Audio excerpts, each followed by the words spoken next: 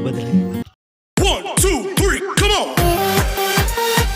My dear student, I hope that you will be fine at your home, and we are going to start an example of rational number class 8 chapter 1 mathematics NCERT। आपने अगर पहला video देखा होगा तो आप rational number से बिल्कुल परिचित होंगे। फिर भी हम थोड़ा सा उसका रिव्यू आपको दे देंगे, रेशनल नंबर क्या होता है। अगर आपने पहला वीडियो नहीं देखा है फिर भी आपको समझ में आ जाएगा। चलिए हम बताते हैं रेशनल नंबर के बारे में। तो बच्चों, रेशनल नंबर होता है कि जिसे हम p/q के फॉर्म में लिख सकते हैं। जिस भी नंबर को हम p/q के फॉर्म में लिख सकते हैं उसे हम रेशनल नंबर कहते हैं। जितने भी नंबर हैं जिसे हम p/q के फॉर्म में लिख सकते हैं उसे हम रेशनल। और यहाँ पर q is not equal to 0 होना चाहिए। अगर बच्चों q is not equal to 0 का मतलब होता है कि q के स्थान पर 0 नहीं होना चाहिए। अगर हम ले लें 2/5, ये क्या है, हमारा एक रेशनल नंबर है। अगर यहाँ पर q इक्वल नॉट 0 है, जैसे कि यहाँ 5 है, 0 तो नहीं है। अगर q इक्वल टू 0 होगा 2/0 तो ये फ्रैक्शन अनडिफाइंड हो जाता है, इसका कोई मान नहीं होता है। इसीलिए रेशनल नंबर उसे कहते हैं जिसे हम p/q के फॉर्म में लिख सकते हैं। आप कोई भी होल नंबर ले लें, नेचुरल नंबर ले लें, उन्हें हम p/q के फॉर्म में लिख सकते हैं। अगर 1 ले लें तो ये भी हमारा एक रेशनल नंबर है। आप कहेंगे कि रेशनल नंबर कैसे है, तो 1 को हम लिख सकते हैं 1/1। अगर डिनोमिनेटर में 1 है तो उसका कोई इफेक्ट नहीं पड़ता है, और प्रत्येक नंबर के डिनोमिनेटर में 1 हमेशा रहता है, बस छिपा रहता है, हम देखते नहीं है। तो इसीलिए हम किसी भी नंबर को डिनोमिनेटर में 1 लिख सकते हैं। अगर आप बात करें, अगर आपसे कोई पूछे कि 3 क्या है, तो 3 एक नेचुरल नंबर भी है, होल नंबर भी है, इंटीजर भी है और रेशनल नंबर है। कोई कहेगा रेशनल नंबर को तो p/q के फॉर्म में लिखते हैं, तो p/q के फॉर्म में इसको लिख के दिखाओ, p/q के फॉर्म में इसको लिख के दिखाओ 3 को, तो आप 3/1 तुरंत लिख देना है, एकदम सही है। तो रेशनल नंबर उसे कहते हैं जिससे p/q के फॉर्म में लिख सकते हैं। और q is not equal to 0 होना चाहिए। जैसे यहाँ पे देख रहे हैं q is not equal to 0, यहाँ पे 0 नहीं है, 5 है। इसीलिए जब भी हम बात करेंगे रेशनल नंबर का तो q is not equal to 0 होगा। अब हम बात करते हैं एग्जाम्पल 1 की, जो आपके NCERT एक्सरसाइज फर्स्ट के पहले एग्जाम्पल दिया गया, उसमें एग्जाम्पल 1 है जो उसकी हम बात करते हैं। तो अगर एग्जाम्पल आपको सही से समझ में आ जाएगा तो आप एक्सरसाइज को तो ऐसे ही लगा देंगे बिना पेन यूज किए।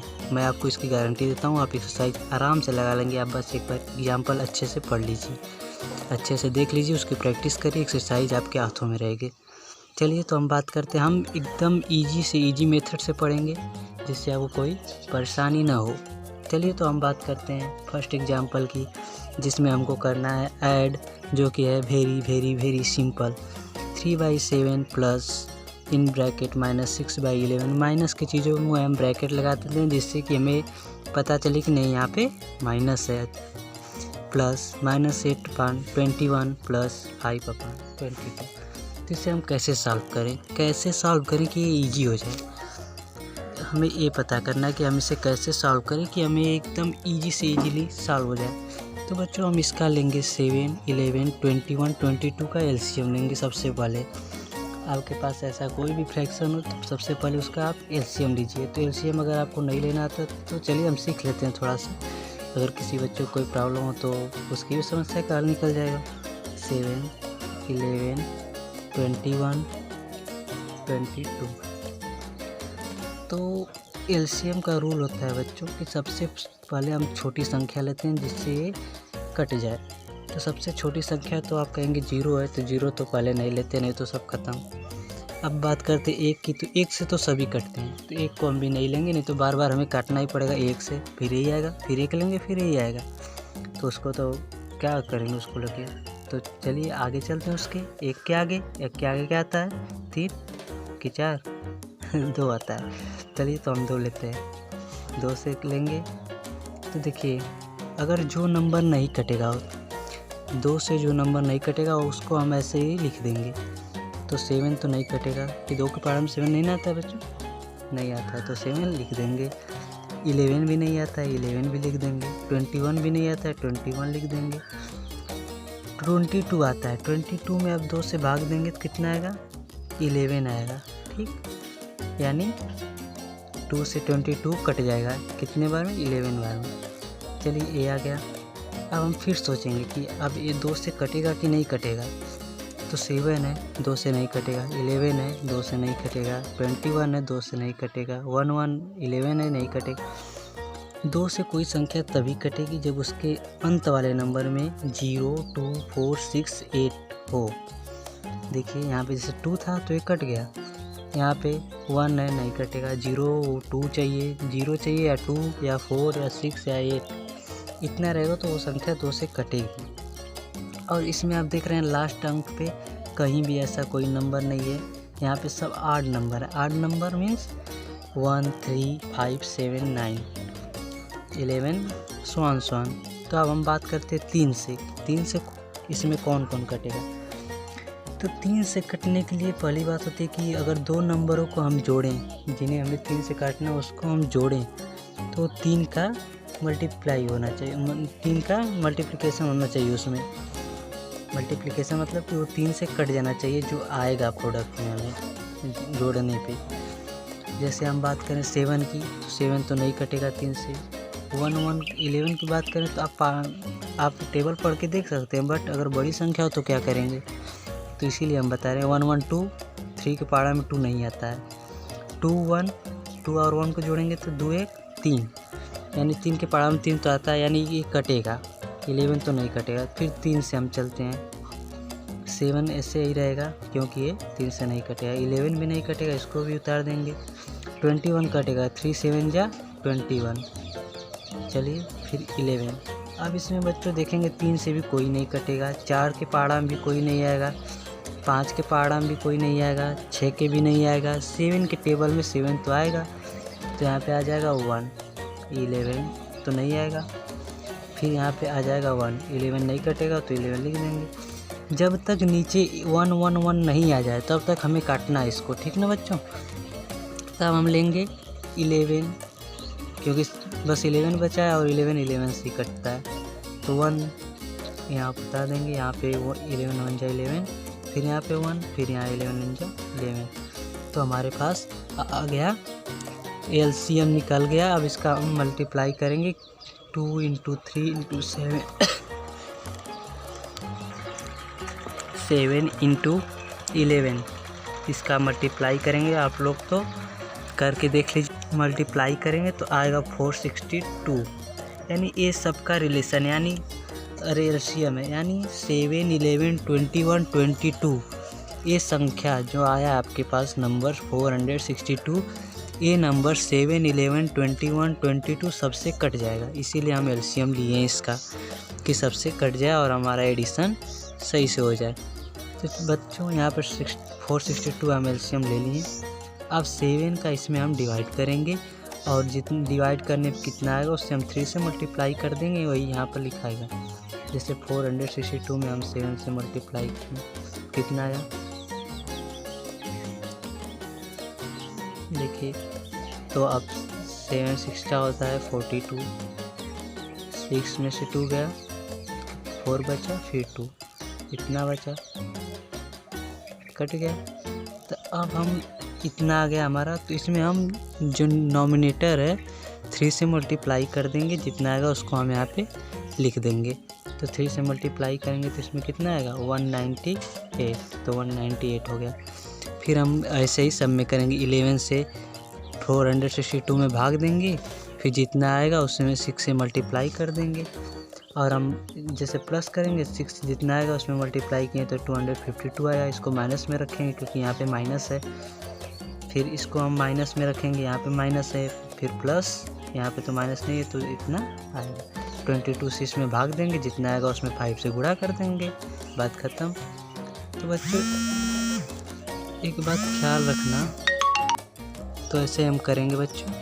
तो अब हम बात करते हैं कि इसके आगे हम इसको ऐड कैसे करें, क्योंकि माइनस प्लस दोनों है तो आप लोग को कन्फ्यूजन होगी कैसे ऐड करें।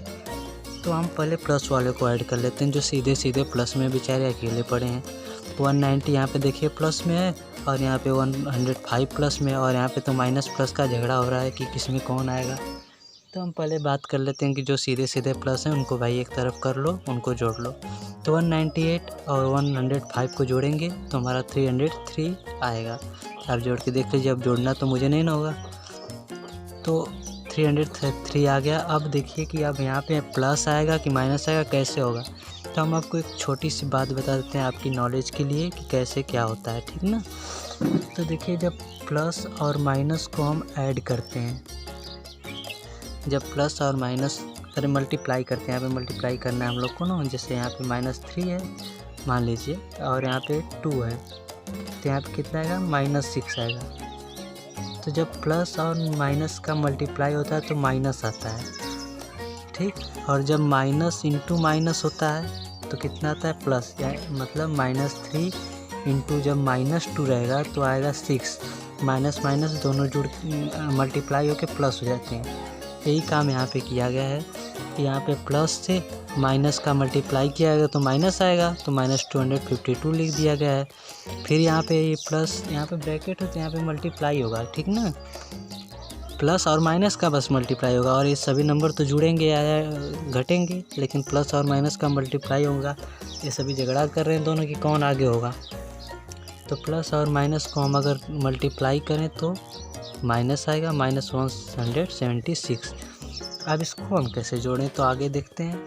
303 तो ऐसे ही रहेगा, ये अपना जुड़ चुका है, अकेले में पड़ा है, इसको रहने दीजिए, इससे मत खेलिए। तो आगे हम खेलते हैं इन दोनों से कि ये दोनों क्या करने वाले हैं भाई। तो हम बात करते हैं 252 और 176। अगर दो नंबर माइनस माइनस हैं तो वो दोनों जुड़ जाएंगे। जैसे -3 -2 है तो ये दोनों जुड़ के 5 होंगे, लेकिन -10 रहेगा। अगर 3 और 2 को जोड़ते हो तो 5 आता है। ऐसे ही -3 और -2 को जोड़ोगे तो -5 आएगा, क्योंकि सिंबल यहाँ पे दोनों का सेम है। तो यही बात है कि अगर इन दोनों को हम जोड़ें तो 428 आएगा। देखना, ध्यान देना कि जब माइनस माइनस दोनों रहे तो जुड़ जाता है, नहीं तो वैसे केस में अगर दोनों नहीं रहता है, एक सिंबल रहता है तो वो जुड़ता नहीं। अगर मान लीजिए कि अगर -10 है +5 है तो कितना होगा, यहाँ पे -10 है और यहाँ पे 5, तो यहाँ पे -5 होगा। जो बड़ा सिंबल, जो बड़ा अंक के साथ सिंबल रहता है वो लग जाता है और बाकी चीज़ वही होता है। -10 में से हम 10 में से 5 घटा देंगे 5, और 10 के पास माइनस है, इसको माइनस लगा देंगे। तो जहाँ प्लस माइनस होता है वहाँ 2 मिनट सोच के आप लोग करिएगा। तो 303 - 428/462 तो ऐसे ही रहेगा। इसको ऐसे ही लिखते जाते हैं। अब इसको अब 303 में से 428 आपको घटाना है। तो आप लोग एक काम करिए, 428 में से 303 घटा लीजिए, जितना आएगा बस माइनस लगा दीजिएगा, क्योंकि 428 बड़ा है तो यहाँ पे माइनस इसके आगे है तो बस माइनस लगा दीजिएगा। 428 में से आप लोग 303 घटा दीजिएगा। 8 में से 3 गया 5, 2, 4 में से 3 गया 1, 125 लिख के तुरंत माइनस लगा दीजिएगा आगे अपन 462। यही आपका आंसर है। बस हो गया आपका सॉल्व। सबसे ईजीएस्ट मेथड है, आपको समझाने में थोड़ा वक्त लगा, लेकिन आप लगाएंगे तो बहुत ही जल्दी होगा। तो अब हम बात करते हैं एग्जाम्पल 2 की, जो कि है मल्टीप्लिकेशन की तरह। आपका क्वेश्चन ए रहा 4 - 4/5 × 3/7 × 15/16 × -14/9। तो मल्टीप्लिकेशन में तो पहली बात ऊपर का ऊपर मल्टीप्लाई करते हैं, नीचे का नीचे। लेकिन यहाँ पे अगर हम कोई प्रॉपर्टी लगाएं तो हमें आसानी मिलेगी। जैसे कोई ला लगा देते हैं, यहाँ पे कम्यूटेटिव एंड एसोसिएटिव ला लगा देते हैं आपके सिलेबस में भाई। देखिए यहाँ पे आप देख लीजिए कौन किससे कट रहा है, कौन कौन किससे कट रहा है। तो यहाँ पे देखेंगे कटता कैसे है, नॉमिनेटर डिनोमिनेटर से कटता है, नहीं कि कोई ऐसे -4 बटा मान लीजिए कुछ भी हो। अगर 4/10 × 2/4 है तो ये 2 4 से इससे नहीं कटेगा, ये इससे कटेगा, ये इससे नहीं कटेगा, कभी नहीं कटेगा। ये 2 सही रहेगा, ये इससे कटेगा और ये इससे कटेगा।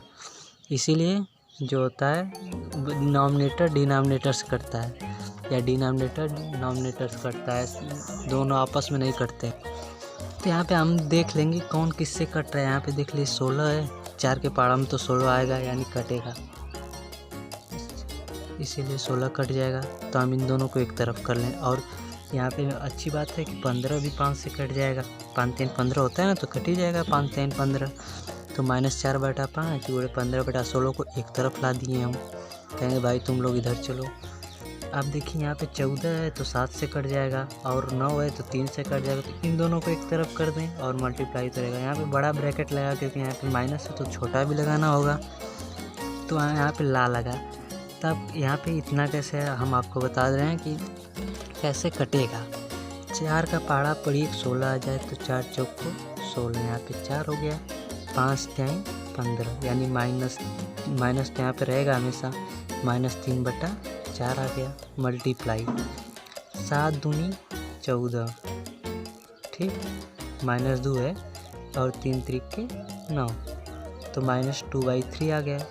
ब्रैकेट का कोई ज़्यादा महत्व नहीं होता है, इतना होता है कि ये आपको दर्शाता है कि नहीं यहाँ पे निगेटिव है, तो इसको ध्यान से करिए। तो इसी तरह हो गया आपका -3/4 इंटू -2/3। तो मैंने कहा था ना कि माइनस इंटू माइनस होगा, यानी -2 इंटू -3 होगा तो 6 आएगा, नहीं कि -6 नहीं आएगा, बस 6 आएगा, क्योंकि माइनस और माइनस का जब मल्टीप्लाई होता है तो दोनों मिलके कहते हैं भाई पॉजिटिव बन जाओ, फ़ायदा है, इसलिए बन जाते हैं वो सब पॉजिटिव। तो -3 इंटू -2 6/4 इंटू 3 12। अब 6 का पहाड़ा पढ़ोगे तो 12 आ जाएगा, तो 6 एक कम 6, 6 2 जा 12, 1/2, क्योंकि मल्टीप्लाई में वो नॉमिनेटर का नॉमिनेटर से होता है, डिनोमिनेटर का डिनोमिनेटर से। जैसे 3/4 में ये नॉमिनेटर है, ठीक, और ये डिनोमिनेटर है। तो चलो बच्चों, आज आपका एक एग्जाम्पल तो ख़त्म हो गया। आगे से हम आपके लिए कुछ नया लाएंगे और आपके कंसेप्ट को हम अच्छे से ख़त्म करेंगे, अच्छे से पढ़ाएंगे, जितना हो सकेगा उतना अच्छे से पढ़ाएंगे कि आपको एक्सरसाइज आसानी से समझ में आ जाए। और गारंटी इसकी मैं लेता हूँ कि मैं आपको इतना अच्छा कंसेप्ट दूंगा कि आपकी एक्सरसाइज तो क्या, आप एक्सरसाइज को बिना देखे सॉल्व करेंगे, बिना लगाए सॉल्व करेंगे, बस क्वेश्चन देखेंगे, आंसर आपके दिमाग में आ जाएगा। देख लीजिएगा आप लोग, इसी गारंटी मैं लेता हूँ।